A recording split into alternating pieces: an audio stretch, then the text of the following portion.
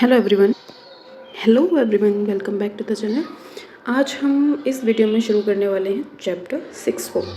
Chapter 6 पे बात की जाती है अपीयरेंस के बारे में, ठीक है, कि अगर किसी को अपीयर करवाना है कोर्ट में तो क्या प्रोसेस फॉलो की जाएगी उसके बारे में, ठीक है। सो बेसिकली मैं बता दूं कि हम 1 से लेकर के 62 तक का कंप्लीट कर चुके हैं और सारा का सारा ख़त्म हो चुका है। इसके बाद का जो सेक्शन है वो है 63, जिसे हम इस वीडियो में डील करने वाले हैं। तो सबसे फर्स्ट चीज़ आती है कि इसमें आती है बात समन्स की। समन्स क्या होते हैं, उनसे रिलेटेड चीज़ों को हम यहाँ पर पढ़ने वाले। तो देखिए इसमें क्या कहा जा रहा है। फर्स्ट जो सेक्शन है वो है 63, जिसमें कहा जा रहा है फॉर्म ऑफ समन्स। अगर कोई समन जाएगा या कोई समन भेजा जाएगा। अब समन होता क्या है? समन का मतलब आप ये समझ लीजिए, जब आप किसी भी व्यक्ति को कोर्ट में बुलाने के लिए वारंट नहीं भेजते हैं, ठीक है, तब आप भेजते हैं समन। वारंट में जाना कंपलसरी होता है, वहीं पर समन में आपकी ड्यूटी हो जाती है कि आपको वहाँ पर अगर कोर्ट ने बुलाया है तो वहाँ पर आपको अपीयर होना चाहिए, ठीक है। तो इसमें क्या कहा जा रहा है, अब वो देखिए। जो हर एक समन है जो इशू किया जाता है कोर्ट के द्वारा इसमें, ठीक है, इस संहिता में वो राइटिंग में होगा, ठीक है, राइटिंग में जाएगा, डुप्लीकेट में जाएगा और साइन किया जाएगा by the presiding officer of the court, और कोई अदर ऑफिसर जो भी हाई कोर्ट ने वहाँ पर बता दिया हो उस केस में कि भाई वो व्यक्ति भी इसमें साइन कर सकता है, और उसके ऊपर सील होगी कोर्ट की। इसके बाद ये तो हो गया जो फिज़िकल फॉर्म में समन जाने वाला है। अब जो इलेक्ट्रॉनिक फॉर्म में जो समन जाता है वो क्या है, ये नया टॉपिक आया है, ये पहले नहीं था, ये नया ऐड हुआ है, ठीक है। तो इसको अच्छे से देखना है। देखिए इसमें क्या है। तो इसमें कहा जा रहा है कि अगर इलेक्ट्रॉनिक फॉर्म में आपको समन भेजना है तो वो इनक्रिप्टेड फॉर्म में होगा, और उस अदर फॉर्म में जो कि इलेक्ट्रॉनिक कम्युनिकेशन के थ्रू वहाँ पर भेजा जा रहा है उस पर सील होगी कोर्ट की, उसकी इमेज होगी और डिजिटल सिग्नेचर, ठीक है। तो इस प्रकार से समन को प्रिपेयर किया जाएगा। ये जो चीज़ें हैं वो समन में होना कंपलसरी है, ठीक है। इसके बाद नेक्स्ट सेक्शन आता है सेक्शन 64, जिसमें हम बात करते हैं कि जो समन्स होंगे उनको किस प्रकार से सर्व किया जाएगा। अब सर्व करने का मतलब क्या है, जिस भी व्यक्ति के लिए वो बनाया गया है उस तक कैसे पहुंचाया जाएगा, ठीक है। तो हर एक जो समन है उसको सर्व किया जाएगा बाय द पुलिस ऑफिसर, ठीक है। और अगर स्टेट गवर्नमेंट ने कोई ऐसे रूल्स बना रखे हैं तो by the officer of the court और किसी भी अदर पब्लिक सर्वेंट के द्वारा, जो भी स्टेट गवर्नमेंट में वहाँ पर रूल बना करके बताया हुआ है, ठीक है। इसके बाद एक नई चीज़ है, वो क्या है कि जो पुलिस स्टेशन है और कोर्ट का जो रजिस्ट्रार होगा वो मेंटेन करेंगे एक रजिस्टर को, जिसमें वो लिखेंगे address, email address, phone number और वो अदर डिटेल्स जिसको भी समन भेजा जा रहा है उसके बारे में, जो भी वहाँ पर state government by rules provide कर दे कि ये डिटेल्स के लिए आपको एक रजिस्टर बना करके रखना है। तो ये जो सारी इन्फॉर्मेशन है इसका वहाँ पर पूरी अपडेटेड इन्फॉर्मेशन रखी जाएगी बाय द रजिस्टर, ठीक है। और कि कहाँ कहाँ पर रखी जाएगी, पुलिस स्टेशन में भी रखी जाएगी, साथ में कोर्ट में रजिस्ट्रार के द्वारा भी रखी जाएगी। इसके बाद कहा जाता है जितना हो सके, जितना ज़्यादा पॉसिबल हो सके, जो समन्स भेजे जाएंगे वो पर्सनली सर्व किए जाएंगे, और समन्स हमेशा डुप्लीकेट में आते हैं जो आप देख चुके हो। तो जो कहा जा रहा है इसमें कि जो डुप्लीकेट होगा उसको डिलीवर किया जाएगा पर्सनली, और टेंडर किया जाएगा कि जो भी समन्स हैं वो आपको भेज दिए गए हैं, और अगर जो भी व्यक्ति उनको डिलीवर करने जाता है वो अगर चाहे तो वो उसके बैग पर, उस समन के बैग पर मतलब पीछे उसके जिसको भी उसने डिलीवर किया है उसके सिग्नेचर भी ले सकते हैं। इसके बाद प्रोवाइसो में कहा जा रहा है कि जो समन होंगे अगर उनके ऊपर इमेज ऑफ सील लगी हुई है कोर्ट की, तो उसको इलेक्ट्रॉनिक कम्युनिकेशन के ज़रिए से भी डिलीवर किया जा सकता है, जो भी मैनर यहाँ पर स्टेट गवर्नमेंट बाय रूल्स बता देता है उस मैनर से। और जिस भी व्यक्ति को वो समन सर्व किया जाएगा अगर उससे रिक्वायर किया जाए तो वो उससे सिग्नेचर ले सकते हैं ऑन द रिसिप्ट। देखो 2 पार्ट्स में जाता है समन हमेशा 2 कॉपी में डिलीवर होता है, ठीक है। तो एक तो दे दिया आपने, जो दूसरा होता है इसके बैक पर वो सिग्नेचर ले लेते हैं और ये आ जाता है कोर्ट में वापस एज अ प्रूफ कि भाई जो समन था उस व्यक्ति को डिलीवर कर चुके हैं, और ये देखो ये साइन भी है हमारे पास। इसके बाद नेक्स्ट आ जाता है सेक्शन 65, जिसमें हम बात करते हैं serving of summons on corporate bodies, firms and societies. अगर समन सर्व करना है on the corporate bodies, firms और सोसाइटीज़ पर, तो वो किस प्रकार से किया जाएगा। देखिए, जब भी समन एक कंपनी को, कॉरपोरेशन को, इस प्रकार के एंटिटीज़ को भेजना होता है तो हम किस प्रकार से भेजेंगे। अब कंपनी में अगर हमें भेजना है तो किसको भेजें, क्या कंपनी को एंटिटी बना करके भेजना है, किसको भेजना है। तो इन सभी चीज़ों का आंसर करने के लिए जो सेक्शन आया है वो है 65। देखिए, अगर कभी भी समन हमें कंपनी में, कॉरपोरेशन में भेजना है तो वो हम सर्व करते हैं डायरेक्टर को, मैनेजर को, सेक्रेटरी को या फिर कोई अदर ऑफिसर उस कंपनी का या उस कॉरपोरेशन का। और किस प्रकार से भेजा जाता है, हम एक लेटर तैयार करते हैं बाय द रजिस्टर्ड पोस्ट, उस प्रकार से हम उसको भेज देते हैं to the address director, manager, secretary और अदर ऑफिसर जो भी है वहाँ पर उसको। और जब इस प्रकार से भेज दिया जाता है तो समझा जाएगा कि जो समन है वो भेज दिया गया है। और जैसे ही वो अराइव हो जाएगा वहाँ पर उनके पास in the ordinary course of post, ठीक है, वैसे ही हम वहाँ पर मान लेंगे कि जो समन था वो सर्व हो चुका है, वो इफेक्ट में आ चुका है। अब हम जो कंपनी की बात कर रहे थे, कंपनी का मतलब क्या है, ये कंपनीज़ को भेजा जाए। अब कंपनी की डेफिनेशन में हमने किस किस चीज़ को रखा है, तो इसमें कहा जा रहा है कंपनी का मतलब है बॉडी कॉर्पोरेट, और कॉर्पोरेशन का मतलब है इनकॉर्पोरेटेड कंपनी, और other bodies corporate registered under the companies act 2013 और society registered under society registration act 1860। ठीक है, तो अगर कंपनी है तो कंपनी एक्ट में रजिस्टर्ड होनी चाहिए, सोसाइटी है तो सोसाइटी रजिस्ट्रेशन एक्ट में रजिस्टर्ड होनी चाहिए। इस प्रकार की जो भी एंटिटीज़ हैं इनको कहा जाएगा कि ये कंपनी की डेफिनेशन में या फिर कॉर्पोरेशन की डेफिनेशन में आ रहे हैं।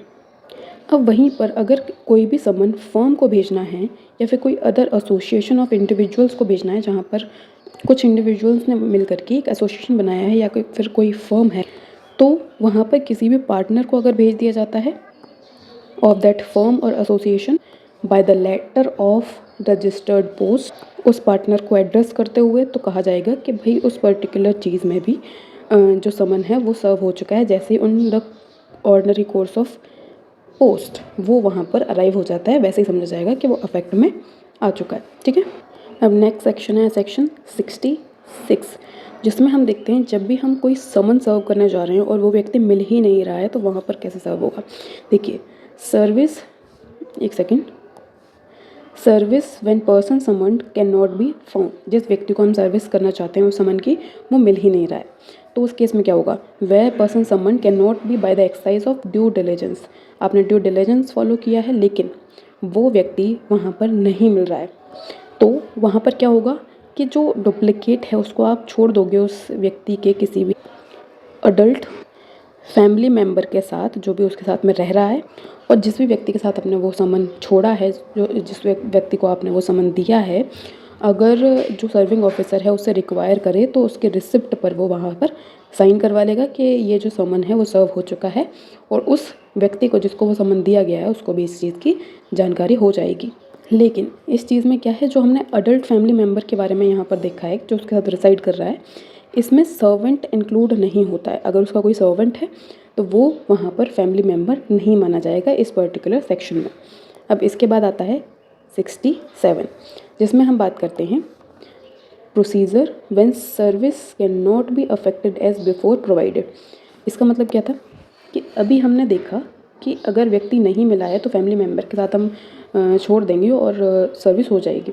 अगर इस भी प्रकार से सर्विस नहीं हो पा रही है तो उस केस में क्या होगा, आपने पूरा ड्यू डिलिजेंस फॉलो कर लिया, सब कुछ कर लिया, लेकिन सर्विस नहीं हो पा रही है अकॉर्डिंग टू 64, 65 एंड 66, तो क्या होगा कि जो उसका एक डुप्लीकेट होता है, 2 कॉपीज़ में आता है, उसकी एक कॉपी को आप अफिक्स कर दोगे किसी भी ऐसे कॉन्स्पेशियस पार्ट पर उस घर के जहाँ पर वो रहता है या होम स्टेट के जहाँ पर वो जो व्यक्ति है जिसको समन किया जा रहा है वो ऑर्डिनरी रिसाइड करता है, मतलब रहता है। ठीक है, और उसके बाद कोर्ट इंक्वायरी कर लेगा कि ये सारी चीज़ें करी गई हैं या नहीं करी गई हैं, और कोर्ट को अगर लगता है कि वो फिक्स हो चुका है और समन सर्व हो चुका है, उसकी एक कॉपी वहाँ पर फिक्स कर दी गई है, तो कोर्ट वहाँ पर डिक्लेयर कर देगा कि जो समन है वो ड्यूली सर्व हो चुका है उस केस में।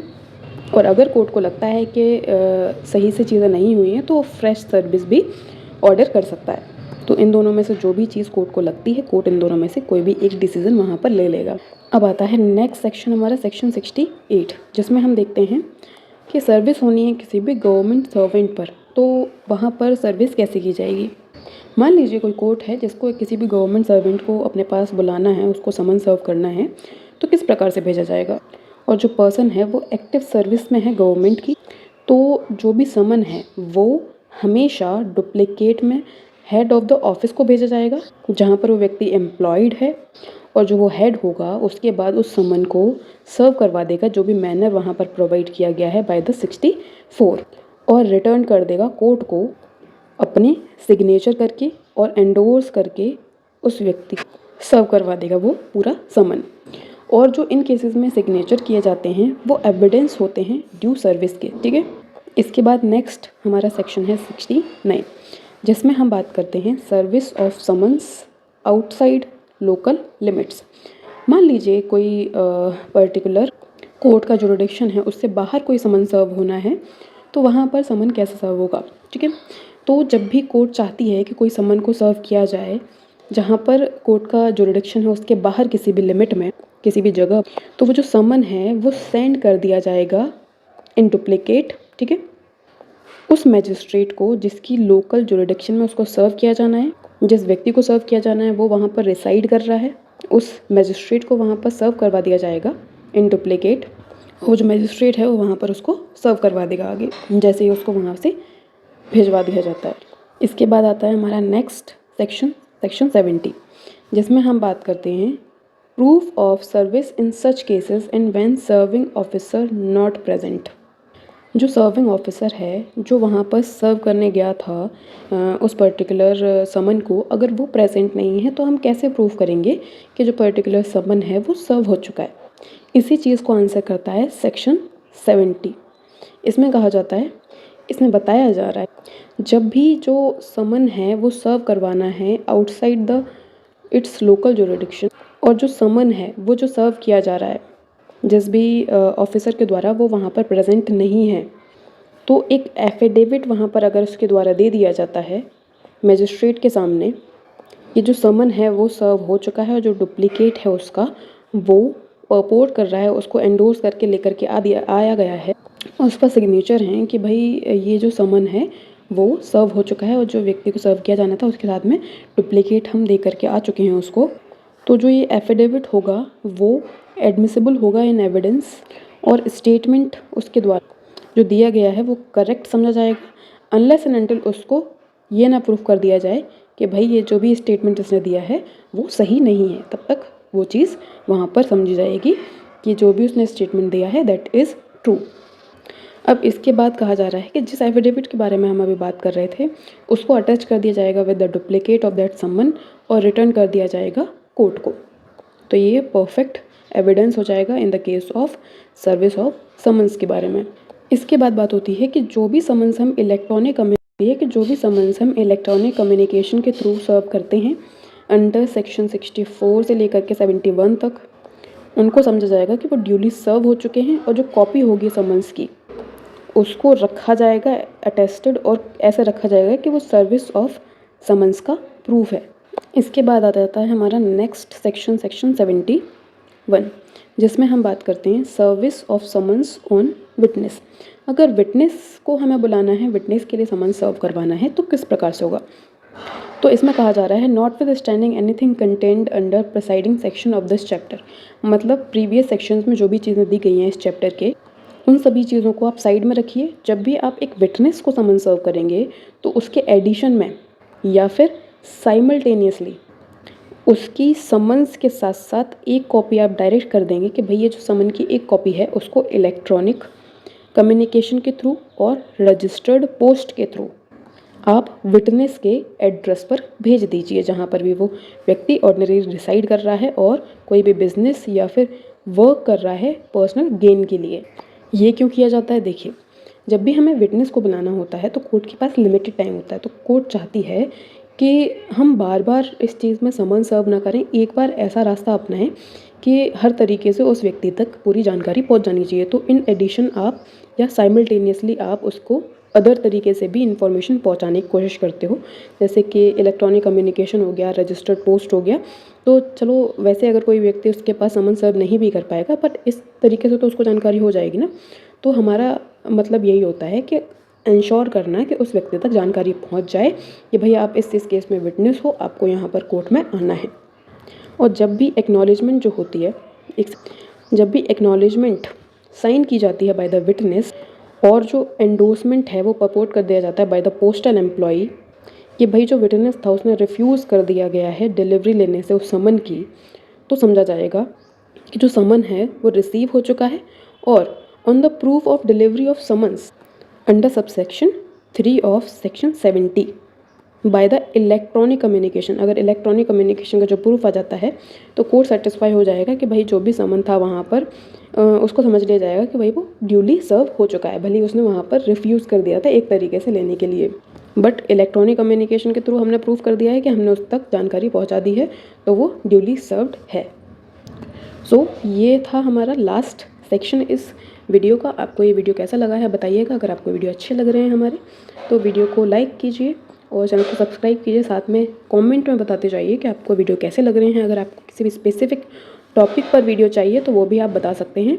और साथ में अगर आपका कोई पर्टिकुलर कुछ सब्जेक्ट आप चाहते हैं जिस पे मैं वीडियो बना दूँ, तो वो सब्जेक्ट भी आप पुट कर सकते हैं। चलिए अगले वीडियो में मिलते हैं। Thank you so much.